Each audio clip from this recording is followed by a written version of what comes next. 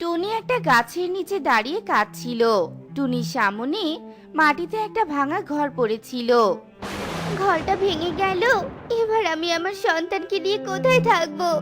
সামনে আবার বর্ষাকাল চলে আসছে। হে সৃষ্টিকর্তা, আমাকে সাহায্য করো, বুদ্ধি দাও আমাকে। কি করব আমি সৃষ্টিকর্তা, কি করব আমি? অন্যদিকে টুকি একটা বড় পেয়ারা ধাক্কাতে ধাক্কাতে তার মায়ের দিকে নিয়ে আসতে থাকে। ও বাবা, পেয়ারটা কি বড় আর কি ভারী! আমার শরীর তো ঘেমে যাচ্ছে, আমি আর পাচ্ছি না। আমি বরং একটু বিশ্রাম নেই। টুকি দাঁড়িয়ে বিশ্রাম নিতে থাকে। কিছুক্ষণ পর টুকি আবারও পেয়ারাটাকে ধাক্কাতে ধাক্কাতে তার মায়ের সামনে নিয়ে আসে। টুনি এত বড় পেয়ারা দেখে বলতে থাকে, এ কি মা টুকি, তুই এত বড় পেয়ারা কোথায় পেলি? আর এটা দিয়ে কি করবি? মা, আমাদের ঘরটা তো ভেঙে গেছে, তাই আমরা এই পেয়ারাটা দিয়ে ঘর বানাবো আর তাতে থাকবো মা। আরে টুকি মা, তুই তো বেশ ভালো বুদ্ধি বের করেছিস। তুই দাঁড়া, আমি ঘর বানানোর যন্ত্রপাতি নিয়ে আসছি।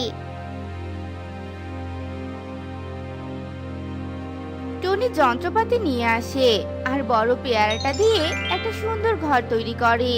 টনি ঘরটা দেখে বলতে থাকে, এই পেয়ারা ঘরটা রং করলে অনেক সুন্দর দেখাবে। টুকি মা, তুই বাজার থেকে রং কিনে আনতো, আমি ততক্ষণে ঘরটা গাছের ডালে বেঁধে ফেলি। টুকি টুনির কথা মতো বাজারে চলে যায় রং আনতে। এদিকে টুনি পেয়ারা ঘরটা গাছের ডালে বাঁধে। কিছুক্ষণ পর টুকি রং নিয়ে আসে আর টুনি পেয়ারা ঘরটা রং করে। এরপর ওরা ওই ঘরের ভিতর প্রবেশ করে। ঘরের ব্যবস্থা তো হলো, এবার যে কি করে সংসার চালাবো তাই তো বুঝতে পারছি না। মা, তুমি এত ভাবছো কেন? তুমি তো সেলাইয়ের কাজ জানো মা। একটা সেলাই মেশিন কিনে মনের পাখিদের জামা কাপড় সেলাই করলে আমাদের সংসার দিয়ে চলে যাবে তো। আরে তাই তো, এই না হলো আমার বুদ্ধিমতী মেয়ে। আমি কালকে সেলাই মেশিন কিনবো। অন্যদিকে যজ্ঞ আর কণিকা টুনিদের পাশেই থাকতো। যজ্ঞ, এদিকে আমাদের ঘর ভাঙা, আর টুনি দেখো কত সুন্দর ঘর তৈরি করেছে। চলো আমরা ওর ঘরটা দখল করব। যজ্ঞ কণিকার কথায় রাজি হয়ে যায়। কণিকার যজ্ঞ টুনির বাড়ির সামনে যায়। এই টুনি, তাড়াতাড়ি ঘর থেকে বেরিয়ে আয়। আজ থেকে এই ঘর আমাদের, আমরা এই ঘরে থাকবো। বেরিয়ে আয় বলছি। ঘরের ভিতর থেকে যজ্ঞর এমন কথা শুনে টুকি টুনিকে ফিসফিস করে বলতে থাকে, এবার কি হবে? এত ভালোবাসার ঘরটা ওরা কেড়ে নিবে। তুই ভয় পাস না মা, দেখ আমি ওদের কি অবস্থা করি। টুনি একটা দা হাতে নিয়ে ঘর থেকে বেরিয়ে আসে আর বলতে থাকে, কি বললি? এই পেয়ারা ঘর আজ থেকে তোদের? আয় ঘরে প্রবেশ কর, আজ তোতে তোর ঘাট থেকে মাথাটা আলাদা করে দিব। টুনির এমন ধমক শুনে যজ্ঞ আর কণিকা ভয় পেয়ে যায়। যজ্ঞ, এখানে আর থাকা যাবে না, আমাদের ঘর লাগবে না, চলো চলো তাড়াতাড়ি চলো। এরপর ভয় পেয়ে যজ্ঞ আর কণিকা ওখান থেকে পালিয়ে যায়। ছোট টুনি, তুই আমাদের আজকে অনেক বড় অপমান করেছিস। এর প্রতিশোধ তো আমি সুযোগ বুঝে পরিশোধ করবই করব। পরের দিন টুনি একটা সেলাই মেশিন কিনে আনে। টুনির কাছে বনের সব পাখি তাদের জামা কাপড় সেলাই করতে দেয়। টুনি অনেক সততার সাথে তার কাজ সম্পূর্ণ করে। টুনি ধীরে ধীরে ধনী হতে থাকে। টুনির এমন উন্নতি দেখে কণিকা যজ্ঞকে বলতে থাকে, যজ্ঞ, আমিও তো সেলাইয়ের কাজ জানি, তুমি আমাকে আজকে একটা সেলাই মেশিন কিনে দিবে। আজকের পর থেকে কেউ আর টুনির কাছে জামা সেলাই করতে যাবে না, সবাই আমার কাছে আসবে। তুমি সেলাইয়ের কাজ জানো? আমাকে তো আগে বলনি, আমি এক্ষুনি সেলাই মেশিন কিনে আনছি। যজ্ঞ বাজার থেকে কণিকার জন্য সেলাই মেশিন কিনে আনে। এভাবেই কিছুদিন কেটে যায়। একদিন রাজকুমারী টিয়ে টুনিকে তার দরবারে ডাকে। টুনি টিয়ের কাছে যায়। কি ব্যাপার রাজকুমারী, আপনি আমাকে ডেকেছেন? হ্যাঁ টুনি, আমি তোমাকে ডেকেছি। টুনি, আমি শুনেছি তুমি অনেক সুন্দর সেলাইয়ের কাজ জানো। আগামী সপ্তাহে আমার বিয়ে, তাই আমি তোমাকে আমার জামা তৈরি করতে দিতে চাচ্ছি। তুমি কি নিতে রাজি আছো? জামা তৈরি করাই তো আমার কাজ, তাহলে নিব না কেন? আমি রাজি রাজকুমারী। তবে এই নাও কাপড়, আমি তোমাকে সঠিক পারিশ্রমিক দিব। জামা সুন্দর হলে পুরস্কারও দিব, বুঝেছো? এবার তুমি আসতে পারো টুনি। টুনি কাপড়গুলো নিয়ে তার বাড়িতে চলে আসে, আর কণিকা এটা জানতে পেরে যজ্ঞকে বলে, যজ্ঞ জানো, রাজকুমারী টিয়ে টুনিকে জামা তৈরি করতে দিয়েছে, আর টুনিকে পারিশ্রমিকের পাশাপাশি পুরস্কারও দিতে চেয়েছে। যজ্ঞ, তুমি একটা কিছু করো যাতে টিয়ের কাপড় নষ্ট হয় আর টিয়ে টুনিকে শাস্তি দেয়। আমার মাথায় তো কোনো বুদ্ধি আসছে না, আমি বরং আমার মামার কাছ থেকে বুদ্ধি নিয়ে আসি, কেমন? যজ্ঞ তার মামার বাড়ির দিকে উঠতে থাকে। অন্যদিকে ইগলি একটা জামার কাপড় নিয়ে টুনির কাছে আসে। টুনি, আমি আমার বান্ধবীটির বিয়ে খেতে যাব, আমাকে এই কাপড়টা দিয়ে একটা আনারকলি ফ্রক বানিয়ে দিস তো। ক্ষমা করবে ইগলি দিদি, আমার কাছে সময় নেই, কারণ আমাকে টিয়ে দিদি জামা বানাতে দিয়েছে। তুমি আমার প্রতিবেশী কণিকাকে তোমার জামা বানাতে দিতে পারো।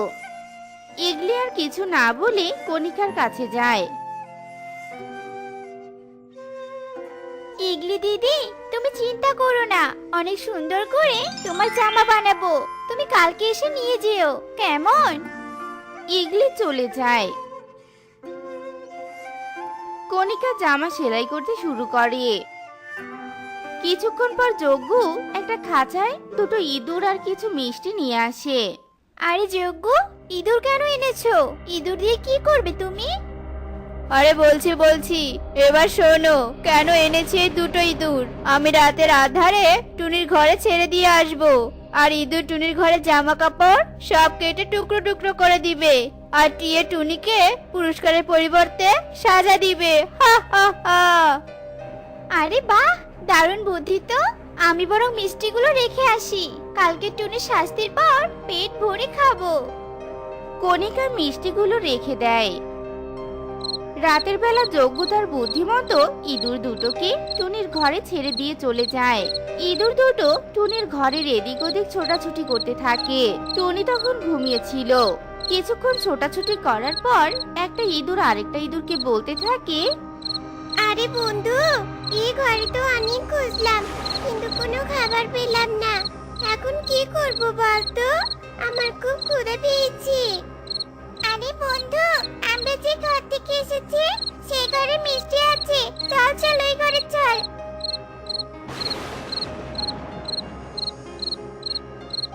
ইঁদুর দুটো কণিকার যজ্ঞর ঘরে যায়,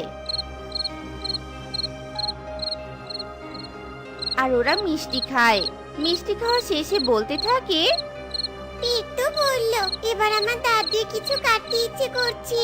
ওই দেখ নতুন জামা, চল কাটতে শুরু করি। ইঁদুর দুটো ইগলির জামাটা কাটতে শুরু করে।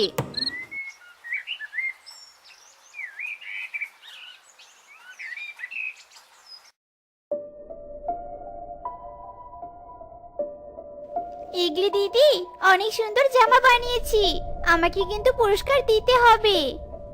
আসলে জামাটার জায়গায় জায়গায় ফুটো দেখে ইগলি অনেক রেগে যায়। এই, আমার জামা বানিয়েছিস শয়তান, আমার সাধের জামাটা নষ্ট করে দিয়েছিস তুই। কণিকা, এটা কি? মনে হচ্ছে ইঁদুরগুলো আমাদের ক্ষতি করেছে। ইগলি দিদি, আমাদের ক্ষমা করে দাও। ইগলি যজ্ঞ আর কণিকাকে মারতে থাকে, আর মারতে মারতে আহত করে ওখান থেকে চলে যায়। অন্যদিকে টুনি টিয়ের জামা নিয়ে রাজ দরবারে যায়, আর টিয়ে জামা দেখে অনেক খুশি হয়, আর টুনিকে পারিশ্রমিকের পাশাপাশি পুরস্কৃত করে। আর টুনি খুশি মনে বাড়িতে চলে আসে।